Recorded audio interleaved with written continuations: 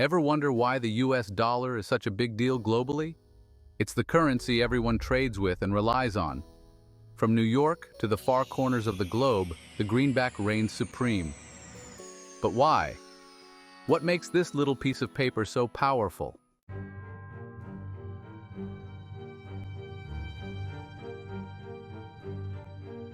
After World War II, the US emerged as an economic powerhouse, making the dollar the world's reserve currency.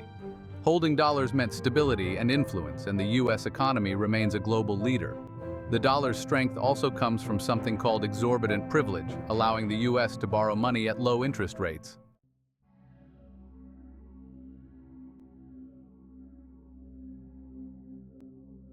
Even the mighty dollar faces challenges. Countries are calling for de-dollarization to reduce reliance on the US currency. Digital currencies like Bitcoin and Ethereum are also shaking things up. But the dollar's dominance, built over decades, isn't disappearing overnight.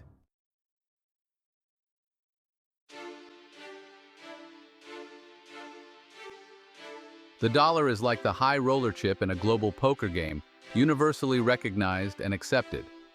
Countries holding dollars show trust in the American economy, creating a self-fulfilling prophecy of strength. However, relying too heavily on one currency can be risky, leading to talks of diversifying reserve currencies.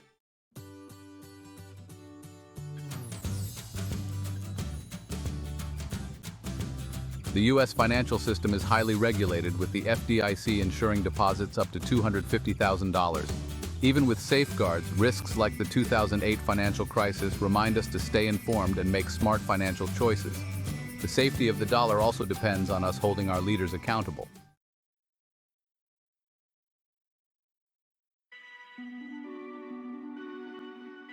The U.S. national debt is a hot-button issue, with budget deficits leading to borrowing through Treasury bonds. While manageable debt can be smart, excessive debt could spook investors and hurt economic growth. Fiscal responsibility is crucial for the dollar's strength and the nation's financial health.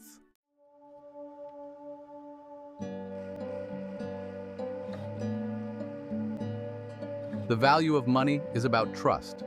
A dollar bill is worth something because we all agree it is. Public confidence is crucial. Losing faith in the currency can create a crisis. Transparency, accountability, and sound economic policies help maintain trust in the dollar.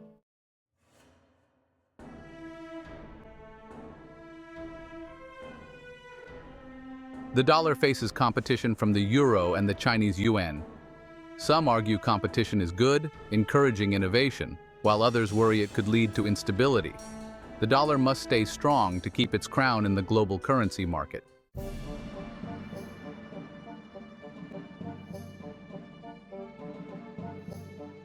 Regional currency blocks, like the euro and CFA franc, are becoming popular, especially in emerging markets. These blocks aim to trade more easily and reduce reliance on the dollar. Whether they can challenge the dollar's dominance remains to be seen.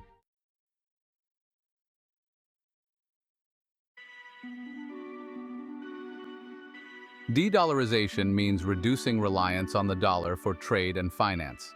It could lead to a more multipolar world, but also make the global financial system more fragile. De-dollarization might sound appealing, but could have unintended consequences. Cryptocurrencies and the future of money. Buckle up, folks. Things are about to get interesting. We're entering the wild world of cryptocurrencies. Bitcoin, Ethereum, Dogecoin. Cryptocurrencies have exploded in popularity, attracting both believers and skeptics. They're digital currencies using cryptography for security. Decentralized, not controlled by any government. Built on blockchain technology, a secure and transparent digital ledger. Some believe cryptocurrencies are the future of money, faster, cheaper, and more efficient than traditional systems. Others are cautious, pointing out volatility and illicit uses, concerns about the environmental impact of mining. The debate is heating up, and it's anyone's guess how it will play out. Will they replace traditional currencies or fizzle out? One thing's for sure, cryptocurrencies are shaking up finance.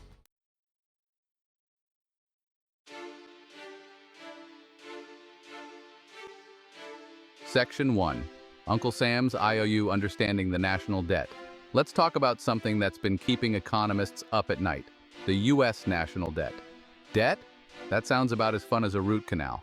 But trust me, this is important stuff. So, what exactly is the national debt? It's the total amount of money that the US government owes. It's like a giant running tab that Uncle Sam has been racking up for decades.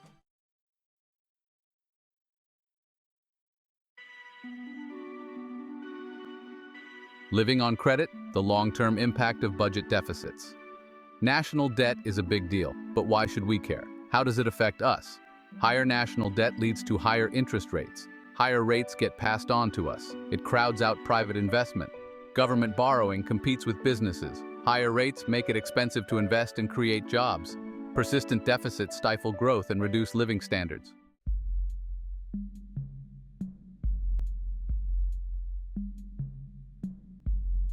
Section 3. The confidence game, how trust impacts the dollar. Trust in a currency is crucial. It's about perception and belief. Confidence leads to usage and investment. Erosion of trust can impact the economy. The same thing can happen with currencies. Losing faith in the dollar can lead to a crisis. Transparency and sound policies maintain trust.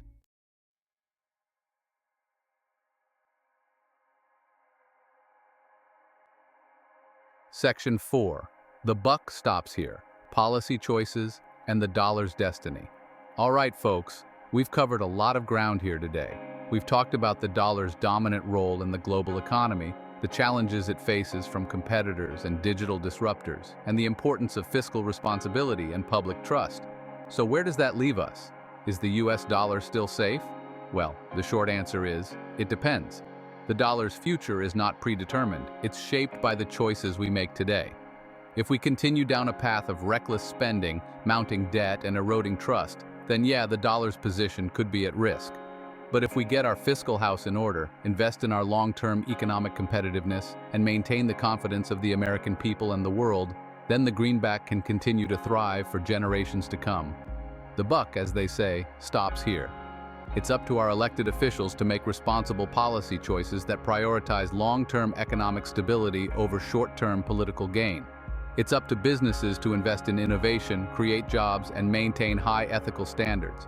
And it's up to us, the American people, to stay informed, hold our leaders accountable, and make smart choices with our own finances. The future of the US dollar, and indeed the entire global economy, depends on it.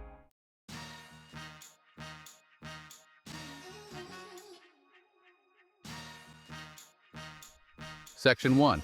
Guardians of the Greenback. Who holds all that cash? All right, folks, we've talked a lot about the US dollar, its history, its strengths, its challenges. But have you ever stopped to wonder who actually holds all that money? It's not like there's a giant vault somewhere with Scrooge McDuck swimming in a sea of greenbacks, right? Well, the truth is money is constantly flowing through the economy, changing hands like a hot potato. But if we hit the pause button for a second and take a snapshot, we can see that there are a few key players who hold the lion's share of those dollars. First up, we got the individuals and households. That's you and me, folks. We hold money for everyday expenses like groceries, gas, and that occasional impulse purchase at the mall. Don't worry, we've all been there. We also stash away some cash for savings, emergencies, and maybe even a down payment on a house or a fancy vacation someday. Then there are the businesses, big and small, from your local corner store to multinational corporations. They need money to keep the lights on, pay their employees, buy supplies, and invest in new products and services. Without businesses, the economy would grind to a halt faster than a New York City taxi driver hitting the brakes.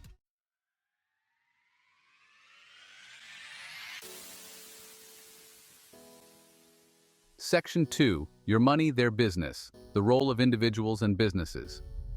So we've got individuals and households saving and spending, businesses hiring and investing. It's a beautiful dance of economic activity, isn't it? But here's where things get really interesting. See, the money that individuals deposit in banks doesn't just sit there collecting dust. Nope. Banks take those deposits and lend them out to businesses and other individuals who need it. It's like a financial matchmaking service, connecting those with money to spare with those who need a little extra to make things happen. Now, businesses use those loans to expand their operations, hire more workers, and develop new products and services. And those workers, in turn, use their paychecks to buy goods and services, which creates more demand for businesses, and so on and so forth. It's a virtuous cycle, my friends, with money flowing through the economy like lifeblood, fueling growth and prosperity. But hold on a minute, because there's a twist. Banks don't just lend out the exact amount of money they have in deposits. Nope, they use a little something called the money multiplier.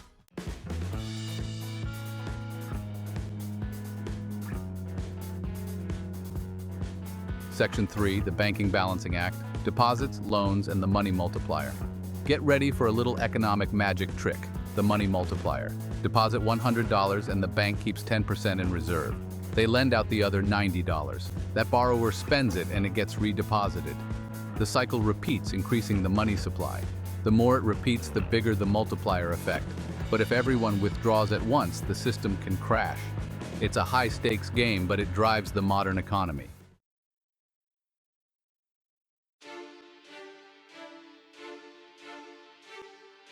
Section 4. Uncle Sam's Piggy Bank, the government's role in the money ecosystem. The U.S. government is the biggest player in the money ecosystem. At the heart of this is the Federal Reserve, America's central bank. Think of it as the conductor of the economic orchestra. The Fed uses tools like interest rates and open market operations. Interest rates are like the gas pedal and brake pedal of the economy. Open market operations involve buying or selling U.S. Treasury bonds.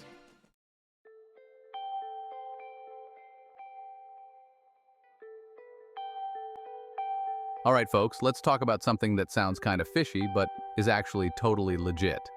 How central banks create money. You might be picturing a bunch of guys in suits shoveling coal into a giant printing press, churning out stacks of Benjamins. But these days, it's a lot more high-tech and a lot less messy. See, in the good old days, central banks used to create money by literally printing more bills and minting more coins. But now, most money exists electronically, as digits on a computer screen. So, when the Federal Reserve wants to inject some cash into the economy, they don't fire up the printing presses. They flex their digital muscles. One way they do this is by buying up U.S. Treasury bonds from banks and other financial institutions. It's like a reverse auction, with the Fed saying, "Hey, we're looking to buy some bonds. Who wants to sell?" And since everyone wants to be on the Fed's good side, they usually get a flood of offers. Now here's the magic part. The Fed doesn't pay for those bonds with suitcases full of cash. Nope, they simply credit the selling bank's account with the Fed with the purchase amount. Poof! Just like that, new money has been created and injected into the banking system.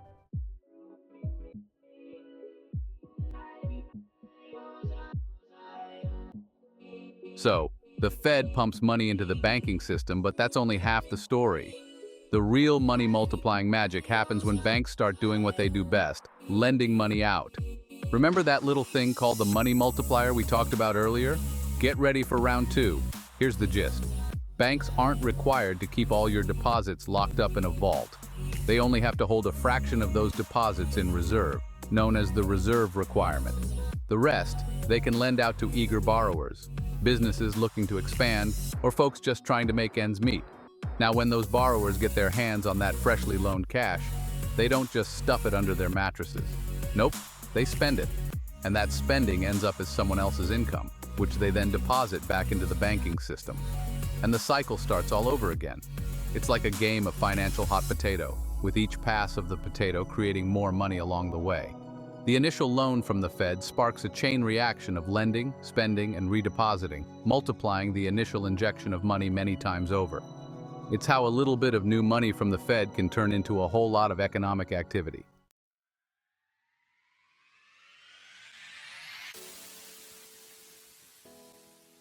All right, folks, time to step into the future, where the lines between the physical and digital worlds are getting blurrier by the day.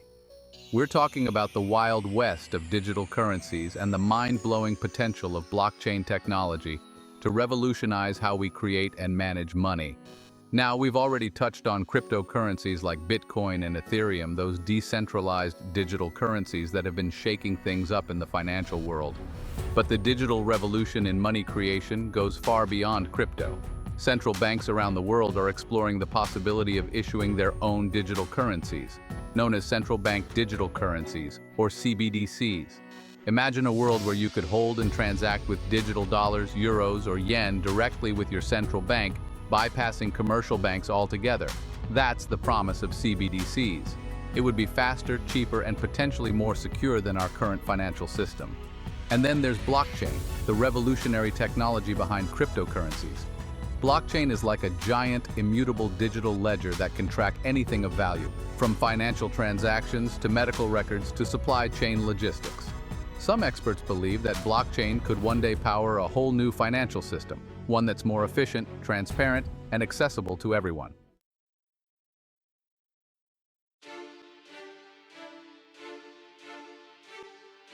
We've seen how central banks can create money, how banks multiply that money through lending, and how digital technologies are opening up new frontiers in money creation. But here's the thing. Managing the money supply is not for the faint of heart. It's a delicate balancing act with high stakes for the entire economy. Too much money in circulation and you get inflation, that sneaky thief that erodes the value of your hard-earned savings. Too little money and the economy can grind to a halt, with businesses struggling to grow and people losing their jobs. That's why central banks like the Fed are constantly monitoring the economy, tracking inflation, unemployment, and other key indicators, and adjusting the money supply accordingly. It's like steering a giant ship. You've got to make gradual adjustments to stay on course and avoid running aground. The tools they use, interest rates, open market operations, and now potentially even CBDCs and blockchain are powerful, but they're not foolproof. There's always a risk of unintended consequences of overshooting or undershooting the mark. That's why managing the money supply is as much an art as it is a science, requiring a deft touch, a keen eye, and a whole lot of economic wisdom.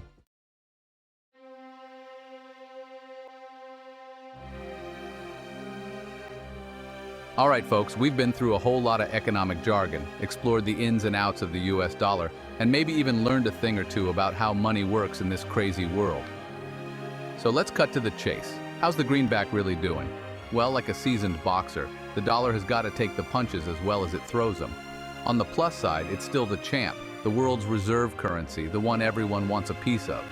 The US economy, despite its ups and downs, remains a global powerhouse, and our financial markets are still the envy of the world. Plus, let's not forget about that exorbitant privilege, the ability to borrow money at low interest rates just because, well, we're America. That gives us a lot of wiggle room, but it also comes with a responsibility to manage our finances responsibly, something we haven't always been so great at. And that brings us to the dollar's weaknesses. That mountain of national debt isn't going to climb down on its own, folks. Persistent budget deficits and a political system that seems more interested in scoring points than solving problems don't exactly inspire confidence. And then there are those pesky competitors, nipping at the dollar's heels, trying to steal its thunder and maybe even its crown.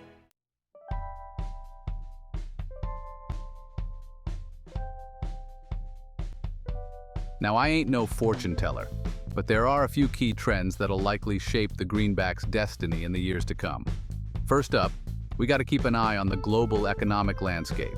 If emerging markets continue to grow, that could increase demand for alternative currencies, putting downward pressure on the dollar. And speaking of competition, those digital disruptors, cryptocurrencies, blockchain technology, CBDCs, they ain't going away anytime soon. Whether they'll eventually dethrone the dollar is still up for debate, but they're definitely forcing everyone to rethink the future of money. But here's the thing. The biggest threat to the dollar might not come from external forces, but from within. If we keep kicking the can down the road on our fiscal problems, if political gridlock prevents us from making tough choices, if we lose faith in our own institutions and in each other, well, that could do more damage than any foreign competitor or technological disruption. The future of the dollar, like the future of any nation, depends on the choices we make today. It's about leadership, responsibility, and a shared commitment to building a stronger, more sustainable economic future.